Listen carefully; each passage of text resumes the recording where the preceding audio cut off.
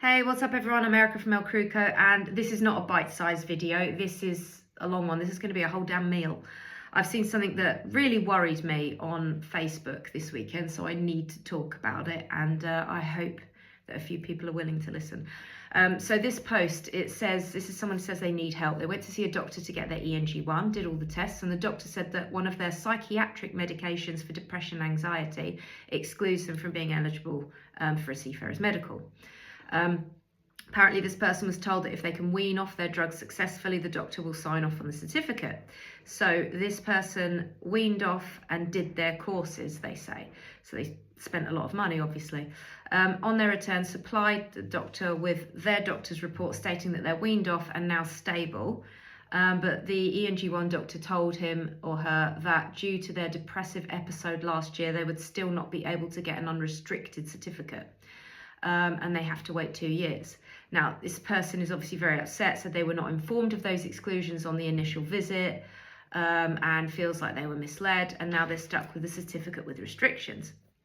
Now, this person's already done all their courses, already booked their flight, paid for their accommodation in Antibes, and they're saying what can they do legally to get experience to still get work. Now, my first thought is, well, what are the restrictions? If it's just like, if it's, close to shore working, maybe it's only for 6 months, maybe something like that, or, no solo lookout duties. I know plenty of crew who operate successfully out there with restricted ENG1s. It's not the end of the world.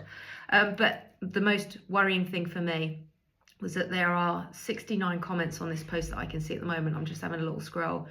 And there's a huge amount of them telling him or her to lie, to go, well, saying terrible things about the doctor and then saying, just go to another doctor, lie, don't tell them anything, it's all fine, don't worry about that, you'll be fine, just lie about your conditions to another doctor and get yourself an ENG1 and go anyway. So I just want to say, I would very gently caution against the advice to just lie to get your certificate. The ENG1 is a medical certificate for safety at sea. It's not a box ticking exercise. The doctor isn't trying to block your career. They are assessing whether or not you can work safely in an environment, where help could be days away.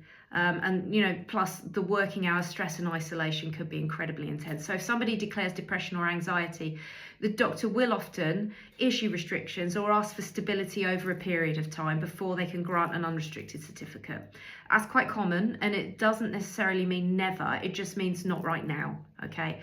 Lying on a medical form can cause serious problems later. If something happens on board and it comes out that the medical history or medication wasn't declared, then insurance, null and void, employment protections, they can disappear very quickly, and you're going to be stuck with a very big bill, or your family will be.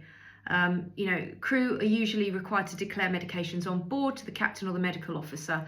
So, in case of emergencies, we know who's taking what. And on many yachts, medical questionnaires are repeated during the hiring process, so you can't lie. The best route is just to work with the doctor, follow their advice, and demonstrate stability over time. Many people have successfully returned, later on and obtained a full ENG1 once things have settled down and once things are properly documented. But, I just want to say mental health struggles are nothing to be ashamed of. Being honest and safe for your sake and for the sake of your crew is far better than risking your career or your mental health before, just don't do it. Don't risk your career before it's even started. If you want to drop me a line for further advice, I'm more than happy to advise. Erica@elcruco.com. Be safe out there, look out for each other and look after each other.